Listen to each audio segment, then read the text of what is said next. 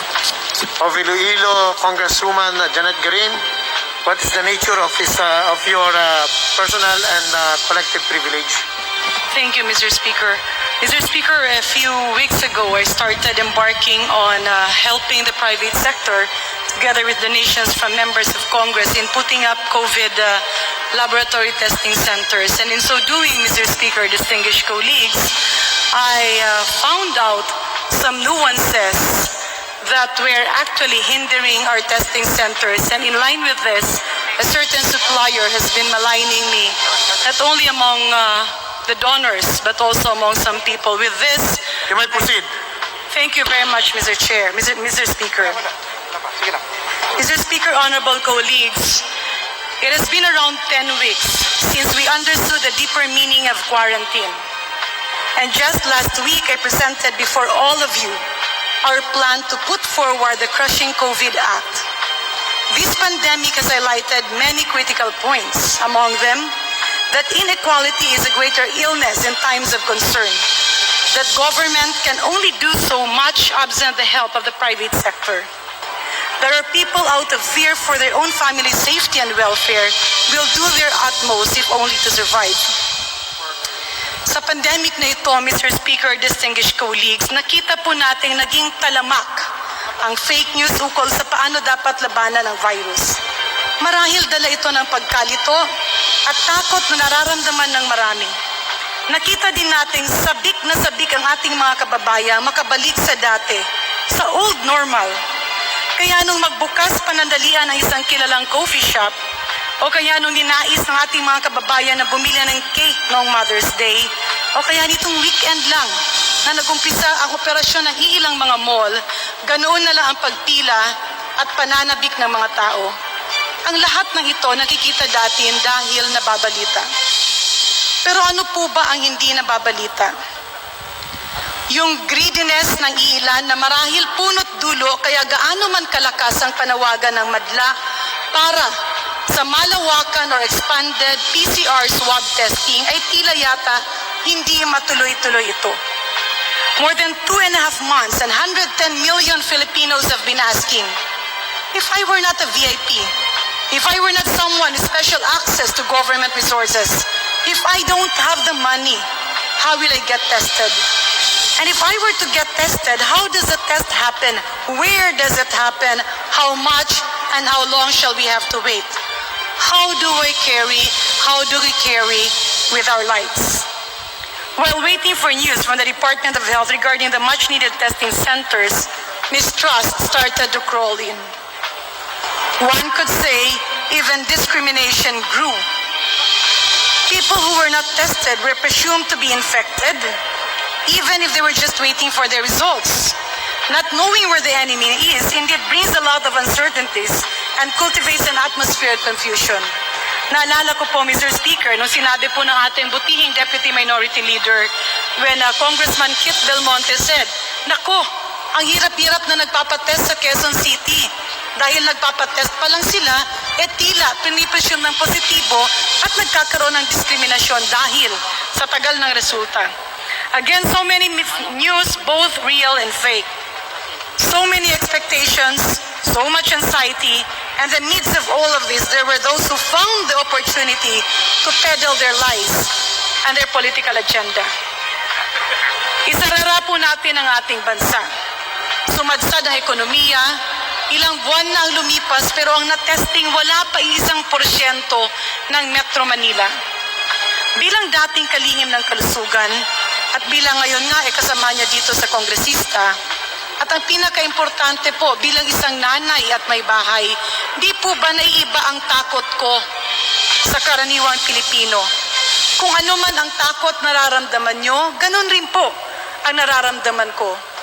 I remember when Congressman Mikey Arroyo was very much concerned about the people in his district getting infected.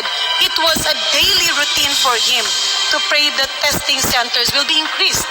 Dahil nakikita niyang marami ang nawawalan ng trabaho, marami ang nangangamba, marami ang hindi alam kung ano ang gagawin. Kaya ganun na lang din ang pagsisikap natin makipag-unayan sa mga nasa katungkulan at itulak ang mga solusyong maaaring pagkinabangan ng mas nakararami. kesa ng iilan lang. Pero ang sagot sa atin madalas, na parang sa di mapalawanag na relasyon, ang palagi pong sagot, it's complicated. Hindi raw madali. Kesyo ganito, kesyo ganoon, kesyo ang hirap-hirap. While there is some truth to this, there appears to be a deeper reason to everything as I have come to learn. While everybody has been busy looking at the daily count of COVID cases both here and abroad, ang lingid po sa ating kaalaman ay may ilang walang konsensyang hinaharang ang access natin sa mga testing equipments at testing kits sa bansa natin. Allegedly, there is a couple in the Philippines barring the importation of much-needed COVID testing automated machines, otherwise called automated extractor machines. Paano po ba ito nangyayari, Mr. Speaker? Nagulat po ako dahil nung gumagalaw ang pribadong sektor, tila hindi makapasok sa Pilipinas yung order natin. At ilang beses napopostpone. Only to find out that not only this company but almost all companies selling testing kits, ibibigay lang sa'yo ang makina nila kung ikaw ay bibili ng testing kit. At ang pagkakasabi sa mga donors at sa mga negosyante ng kumpanyang ito, ang dami raong pinadala sa mag-asawang ito. They were allegedly estimating they facilitated the entry of 30 notch automated extractor machines and 40 MA6000 into the Philippines. Lingid po sa ating kalaman, it is a company's policy that testing equipment are not to be sold for profit. It is being made available to facilitate testing.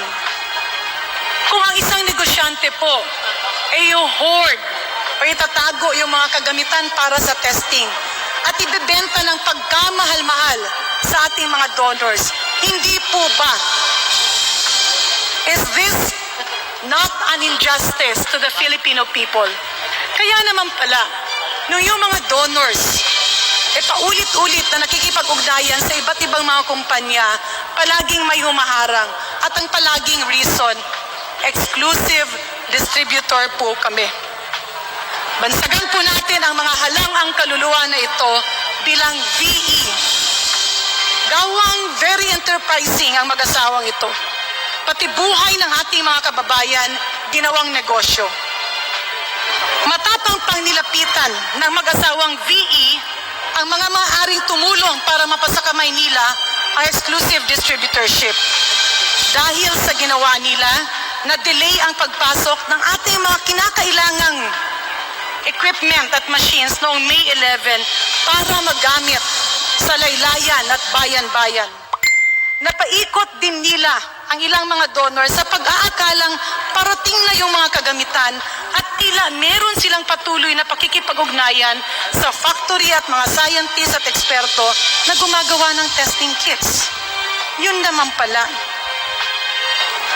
Meron na silang warning 1.5 months ago. They were warned not to hoard equipments. They were warned to use the equipments for testing. They were warned not to overprice. They were warned not to deprive our country of the much-needed PCR or swab testing para po sa ating COVID. Ang apela ko sa ating mahal na Pangulo, Tatay Digong, President Rodrigo Duterte, pakitingnan po ang anomalyang ito sa importation ng automated extractor machines at pakipitik naman po yung ating pong very enterprising couple para matauhan kahit bahagya man lamang. Sa ating Senate Health Chair, Senator Bongo, pakiusap ko po, silipin po ninyo ang anomalyang ito. Ayoko na sana pong tumayo sa dami ng problema at kailangan natin gawin. Subalit kung walang tatayo, wala po akong oportunidad para magsalita. Noong mga nakaraang araw, halos kulang na po ako sa tulog sa pag-aasikaso na magkaroon ng mabilisan na swab testing centers. Dala nga ng kontribusyon ng ating mga negosyante, kaakibat ang Philippine Center for Entrepreneurship under Secretary Joey Concepcion o yung Go Negosyo Program.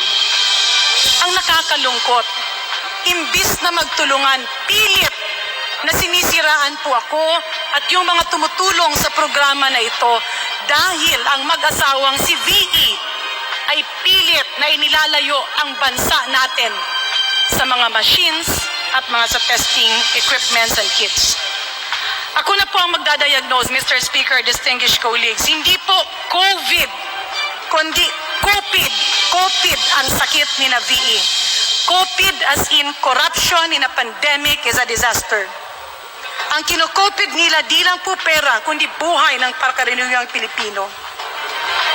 Ang babala po natin at sa mga kakumplot nila, huwag po nilang subukan ang pamahalaan. Huwag niyo pong isiping pwede niyong bilugin ang ulo ng Pilipino. Huwag niyong gamiting oportunidad ang COVID para pagsamantalahan ang kababayan at kapwa-tao natin. Because there were a lot of uncertainties, survival became the mode for many of us. Almost everybody was looking for ways to be tested. Ramdam ko ang kaba ng mga naghihintay ng resulta. Kaya naman po, gumalaw ang pribadong sektor. I respect the opinion of our scientific minds. Many were against rapid test kits, citing false negative results. Ako nga po, yan po ang naging katayuan ko. Sa ating mga kagalang-galang na kongresista, Mr. Speaker, simula po nung Marso, ang dami na nagtatest sa akin ukol sa COVID rapid test kits. At patuloy ko pong sinasabi that we should be careful because the gold standard is a PCR swab test. Kaya lang, hindi mo mapigilan ang kaba ng tao kasi kahit paulit-ulit na sasabihin natin na PCR or swab test ang gold standard, hindi naman siya available dahil wala naman pong gumagalaw. And again, there was no clear-cut direction of where we were going with regards to the PCR swab test. This is very important, Mr. Speaker, because while other countries were testing at $30 to $40, we were confused as to how much is the actual cost. Can I have the slide, please? Ito po ang testing natin at ang ating PhilHealth rates. Tingnan po natin ang ating PhilHealth rates at kakikita po natin na nagkakanya-kanyang opinyon. Nag-aaway-away na yung ating mga doktor. Nag-aaway-away na yung mga tao natin sa gobyerno. At dahil dito ang pinag-aawayan, ano po ba ang dapat gamitin? Rapid test po ba or COVID PCR swab tests? May kanya-kanya po silang strengths, meron din sila kanyang-kanyang weaknesses, pero ang punot dulo ng pinanggagalingan ng lahat ng ito ay dahil wala tayong PCR COVID testing centers enough to make it available and most importantly, affordable to our people. Kaya nagulat po ako, Mr. Speaker, distinguished colleagues, paulit-ulit na sinasabi ng iilang opisyal, testing is not cost-effective. Testing is not needed. Tila salungat ito sa paulit-ulit na sinasabi ng World Health Organization at tila salungat ito sa unang sinabi ng DOH at tila salungat ito sa ginagawa ng lahat ng bansa sa buong mundo. Are we exempted? No. It is just because we are finding reasons so that our people will not be tested. It is just because we do not accept the fact that we lack testing centers. Mr. Speaker, distinguished colleagues, COVID-19 is a challenge of how the world reacts in a time of pandemic. It is also a challenge to the way we should situate ourselves in society. That all of us could be carriers and that all we could inflict sickness on others. As such, it reorients us to think how we should put others ahead of our own and how we could support our government to meet this great challenge. COVID is also a test and challenge to our own government and the kind of leadership we have in the health sector. COVID is a test case of how we will unite and react as one so that we could truly say we could heal as one. Sa ilang pong meeting at pagpupulong, makailang ulit po natin ginawang suggestion na magkaroon ng price ceiling sa commodities at gumawa ng paraan para magkaroon ng sapat na testing kits. Ang madalas po na tugon sa atin, tungo o kaya sumulat po kayo at yung po titingnan namin. Mr. Speaker, distinguished colleagues, hindi po totoo na may shortage ng test kits dahil nagtanong-tanong kami. Marami naman po pala. Meron po tayong chief implementer, si Secretary Carlito Galvez, at yung ating labzar, si Secretary Vince Dizon. Nagpapasalamat po tayo sa dedikasyon at sipag nila. Sila ang tumanggap ng tungkulin na napakabigat at napakalayo sa hawak nilang pwesto sa pamahalaan. Nararapat lang po na suportahan sila ng todo-todo para tuluyan nating maibalik sa maayos ang ating bansa at makabalik na rin sila sa dapat nilang pagtuunan, ang peace process at ang flagship projects ng ating gobyerno. Pero ang tanong, paano naman makakagalaw ang ating mga implementers kung tila yata may laging humaharang sa mga dapat asikasuhin at gawin ng mabilisan? Ang private sector, ganado at handang tumulong, pero tila yata nahihirapan.